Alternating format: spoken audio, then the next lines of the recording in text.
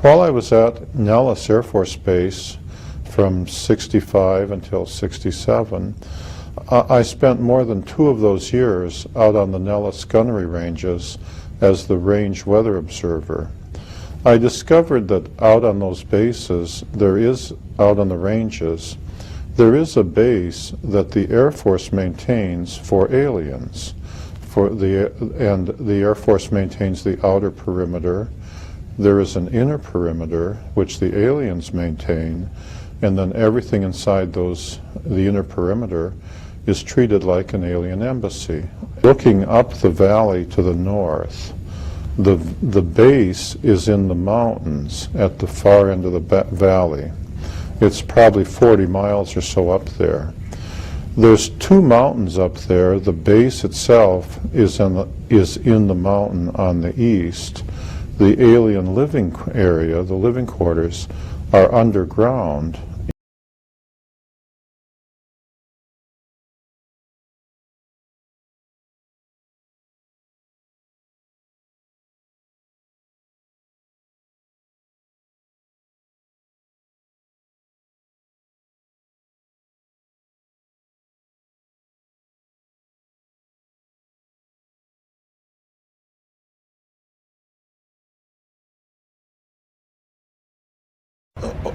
When I was out there, I never observed the aliens to do anything magical.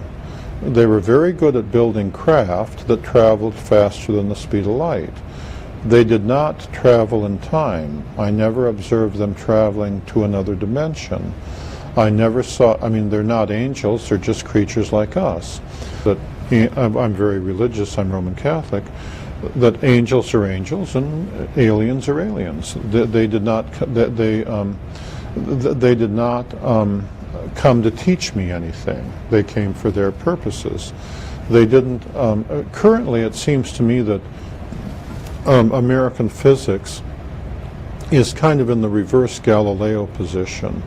In the time of Galileo, religious leaders required that scientists think inside the box, and scientists like Galileo wanted to experiment and think outside the box. Now, however, the situation appears to be reversed. American physicists seem to think that Einstein was always and forever perfect and complete, and so American scientists keep thinking inside the box. In Hall photon theory, my belief is that inside the photon there is a third field, but currently the box says there's only 2 fields. Most scientists won't consider it. They're insisting on thinking inside the box for religious reasons, pretending it's science, you see. As I describe in the appendix of Book 3, I show in a scientific manner how scientists should be approaching that. Currently, it's the religious leaders who are willing to consider guys like Monsignor Balducci, I believe, and so on, who are willing to think outside the box and say, of course, there can be intelligent life on other planets. One of the biggest shocks that I had to overcome in 1965 and 66 was once I realized that they were real, they were here, and that Einstein was wrong, and that God created life on many, similar to us, on a whole bunch of different planets. It was the shock of realizing that so many people had been so wrong for so long, you know? Once you saw their craft come in defeated, floating on the gravity field in perfect silence and landing, it was the shock of saying, how could so many American scientists not have discovered that, or not even be trying to discover it, not even be thinking about that? And likewise, from a religious point of view, it seems the teacher herself, one time on a different night when I went over there and I was talking to her, and she was willing to answer a few questions. She was teasing me because they have a dry sense of humor, and they liked to outthink me, and they could do so very quickly or very easily. And she said, and I was saying, she was making a long story short. She was pointing up to the stars in the sky, and she said, "You can see all the stars in the sky. Surely you didn't think you were alone." And at the time, I had, and then they were all laughing, Surely you didn't think that whatever life was on the earth wouldn't be repeated on the other stars, and I had, and then they were all laughing. Boy, is he silly, And it just seems so obvious to me when you go out at night and you look up at the stars of the sky, that whatever God did to make life here on earth, he must have done it again, because there are so many stars in the universe and it's so vast. And religious leaders are willing to think outside the box.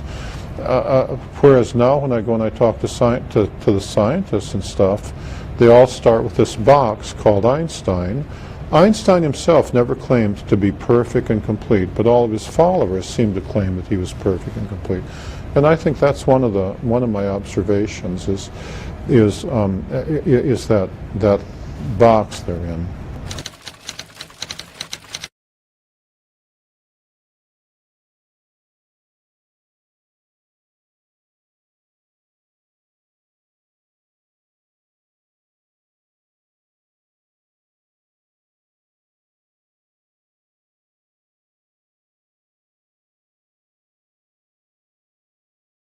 There have been 767 UFO sightings in Winnipeg, tops in the province. Carman had the second most with 53.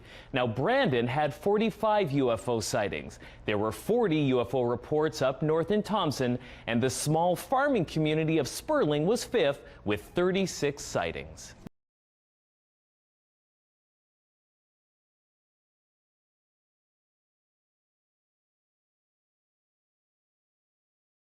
Another favorite chronicles a strange encounter between a cube-shaped UFO and a group of children in Thompson on June 30th, 1967. As they were playing, this wind came up and this object appeared in the sky, and one of the girls who was closest to it started being sucked up into the sky by this whatever it was.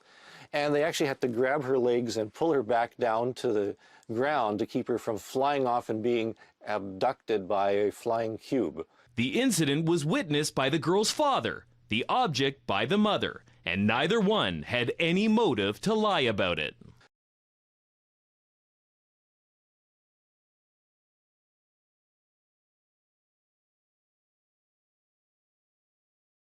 Came to observe Charlie Red Star was Ian Nicholson, a Royal Canadian Mounted Police Constable. All right. It's a mouthful. It's an inflated title. That's an intense job. Yeah. They're intense guys. They ride horses. He's on a horse. Oh, yeah. Yeah, they're right. Yeah. Uh-huh. No Kelpies in here. No. I'm going to do a ding every reference. So he wanted to see I'm not doing that. It's too much work. He wanted to see the phenomenon for himself, which he described as an oval red light surrounded with an X-shaped white halo. He was quoted as saying, quote, "I sat there 2 or 3 minutes just looking at this object, which appeared stationary at the time. Then I decided to get a closer look at it. I drove west, and I can say I was moving pretty fast." On his horse. No. As I was going west, the object seemed to be flying in a northeasterly direction. I continued approximately 12 miles, keeping the object in sight, trying to get somewhat abreast of it, so that if the opportunity presented itself, I could have driven north toward it.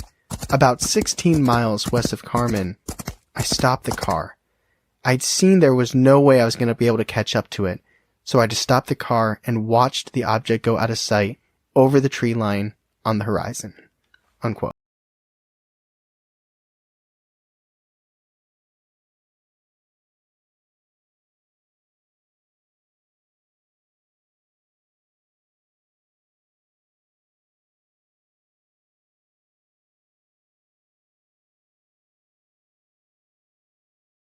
The newspaper editor, Howard, was quoted with saying, quote, "I could see this big glow behind some trees less than a half a mile away, off to the right, and then ahead of us.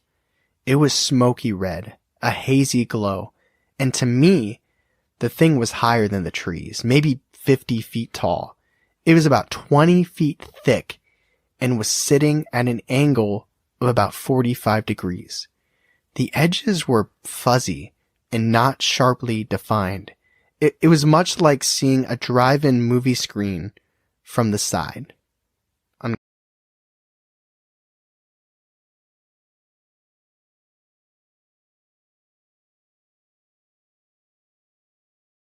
Roger Pitts, an airline pilot, witnessed the red orb, and he had this to say, quote, "It was flying on a 45-degree angle, but it was flying straight at us. As we watched, it didn't turn around. It just went directly the other way, straight away from us. It just went off into the distance away, and a puff of smoke appeared, an odd shape, like a small cloud, and it disappeared in that." Unquote. Smoke. It's got like the Batman, like a. Yeah, like a ninja, just like. Psh. Yeah, no, but it's weird. What's weird is that there's underlying factors in every sighting that is familiar, like pretty much circular red light. Mm-hmm. But then there's also like X white halo, Yeah, that's searing red pain, puff of smoke, you know?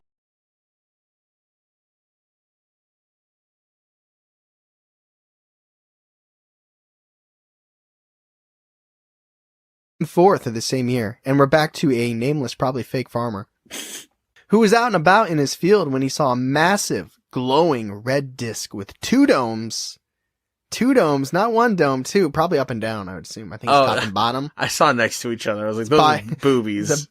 It's a buy one, get one. I think you're right, though, up and down. Yeah. His initial response, which he must not have heard about Charlie Red Star, his initial response was fear, and he immediately ditched his farm and ran to his truck. I imagine he said, "F this, I'm out." But as he put the key in his ignition, in true horror movie fashion, he turned, but the truck's engine would not start. In his mind, he thought that the red spacecraft somehow sucked the energy out of his truck and stopped it from working properly, which is something that is often tied to alien, encounters. Yeah. Or UFO encounters. I don't know how, but yeah. It takes a lot of power to fly those things and jig-jag it in 45-degree angles. Well, I don't know how it from sucks it from cars. Yeah. The starting powder? Yeah. Powder. It's like an old gun. I gotta get her started. My notes say that or it's a Ford. Boom! Oh, my. Charlie probably just wanted to hang out. He's like, "You're not going anywhere." Let me see your cows. I just watched Brady Bunch. I don't know. Weird. Okay. No, Three's Company. Okay. There you go. Well, what else was on in the 70s? Oh, I don't know. Family Ties? I think that's 80s. I don't know anything. What I do know is that on July 1st of the same year, a group of three friends saw a bright red orb hovering around a grain elevator, which I think is farm jogging for a shed. I don't know. They described its general motions as erratic, not really having control or planning where it wanted to move. Now, I know we kind of already have that as a baseline, the way that it's bouncing, it's at a 45-degree angle. And I don't know if, everybody else is saying it's playful. I haven't seen it. I can't say. I didn't get a feeling. I'm just reading these stories. But for some reason to me, erratic is like a buzzword for like wrong. Like it's almost creepy. Yeah, like you would describe a demon possession as erratic. Yes. Like movement. Like the possession of Annalise Sting. Mm-hmm. But for me, what it made me think of, for some reason, erratic, like it's kind of like jarring. Yeah. It's not moving properly. It made me think of when we were talking about like ghosts' mental state deteriorating, like in Resurrection Mary Ding. You are really doing references out the ass. Some of this is off the cuff, some of it's in my notes, I'll be honest. I know that has nothing to do with this. It's what it made me think of. Uh-huh. Which is interesting that different words can make you feel different things. Because technically everybody's been saying this the entire time. It's not fluid. It bounces. It seems to be a little awkward. I'm like, oh, it's playful. It's cute. And then, three kids, unnamed, probably fake, say it's erratic. And I'm like, ugh. I have in my notes here. Plus, at this point, I'm just going to continue referencing every episode I can think of. We already done it. We did that saying a thing and then not saying a thing and then saying it again. And they'd be like, why is he saying that again? But anyway, back to the three friends. Eventually, the light landed in the field briefly before shooting off into the sky like Charlie do. One of the friends said, quote, "It was about 85 feet in diameter and perfectly round. So round, it was unbelievable. It was saucer-shaped, and the top and bottom traveled in different directions. The bottom one spun to the right, and the top one spun to the left. There was a center section that didn't move, about 6 to 8 feet in width, and there was oval-shaped windows in it. I'd say that there were about 16 windows in the whole circumference, 8 looking on the side that we were on." Unquote. Now that is like remarkably specific. Yeah, it is. Like he's got the rotations down, but it's like, I can see it, right? Mm-hmm. Like I can see that one. That's more than just like okay, is this the same thing? We got out of focus, hazy red light. Yeah. We got 14-inch red light. And now we got this thing, which he said 85 feet in diameter. Yeah, that's huge. That's big.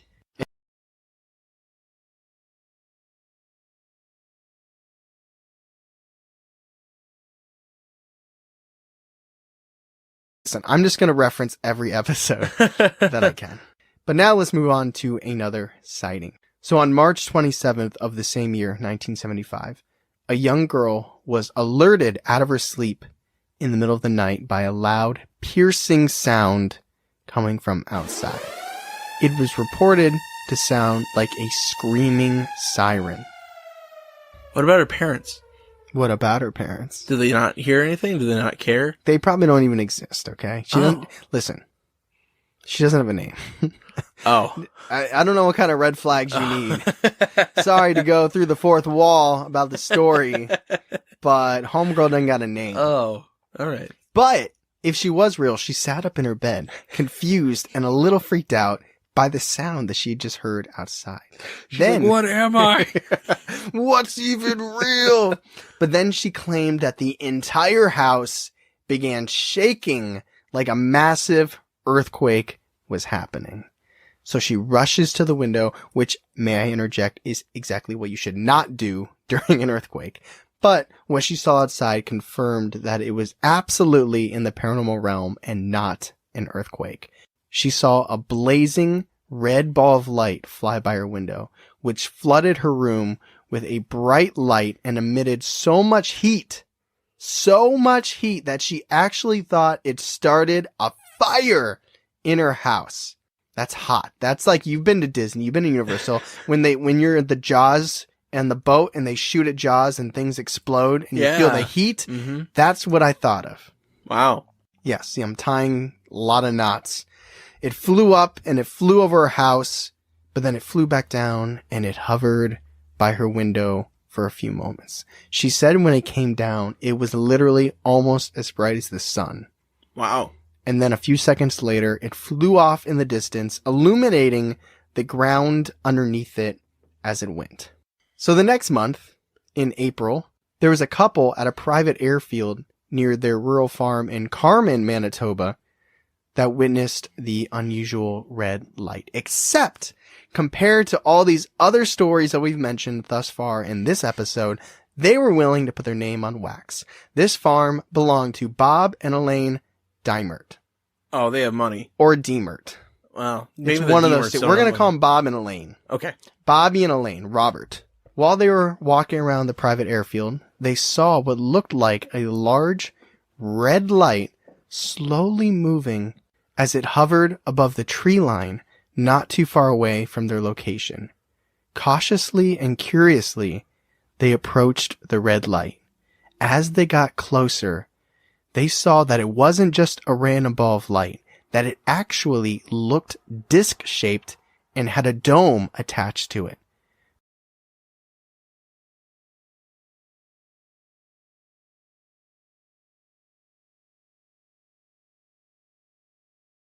The story with Charlie Red Star begins with a normal, everyday farmer chilling by his barn, because remember, he's in Manitoba, it's rural. He's going about his business, milking cows. No shirts, overall on? Absolutely. Yes. Straw in mouth, growing corn, supplying Giant Eagle, when he sees a bright red light in the sky that he said looked like a ball. Now, I don't know about you, but this already is giving me major Antonio Villas-Boas vibes. Because one, you got a farmer, and two, he also saw a red light in the sky. Yes, he did. Now, Is this in the evening? Did we say a time? It doesn't say a time. Okay. But it feels like the evening to me. Okay. That feels like that's the time that you're out and about milking cows and stuff. So just giving it the eye test, the farmer estimated that the red light was about 14 to 18 inches in diameter, and it was swooping down and flying around, and it flew directly at his head. But while the red light flew over his head, it didn't hit him. It went over his head. He said it emitted a searing, almost painful heat. And beyond that, he actually felt the red light affect him physically. He began to feel drowsy and a bit disoriented during the time that he could see the red light. And after a few moments, the red light shot directly into the sky and out of the farmer's sight. It was only 18 inches? It's small, dude. I Yeah. know. Listen, this is great. You're having the same reactions I was. It's like, wait a minute. That's tiny. Yeah. Are these like little baby aliens? Yeah, I know.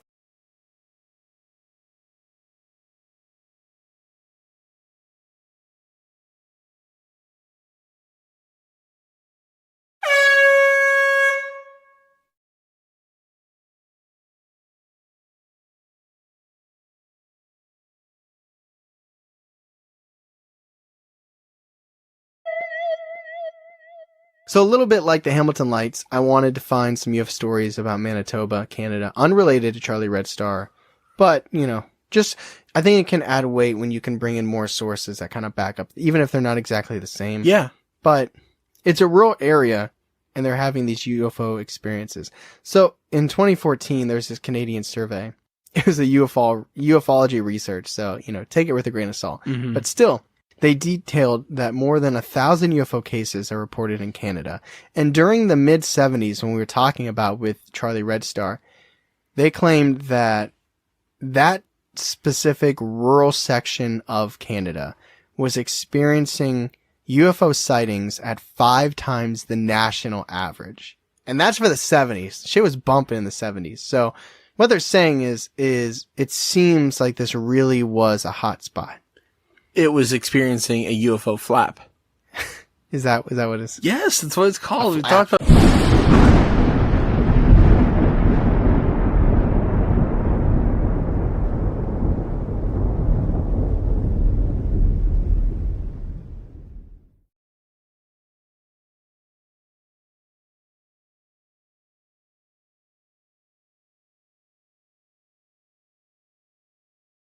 Quebec, 2018.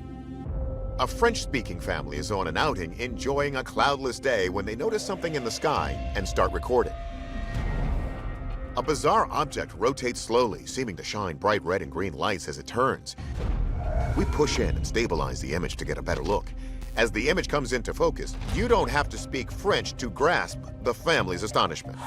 C'est quoi? On le voit. Hey, c'était vraiment nice. C'est un vaisseau. On le voit? Je vois. C'est vraiment... Oh, ça The family grows increasingly certain they've spotted something extraordinary. And check this out. At moments, it looks like this thing is flaming, something we've never seen before. Is it a craft burning off fuel as it ascends into space?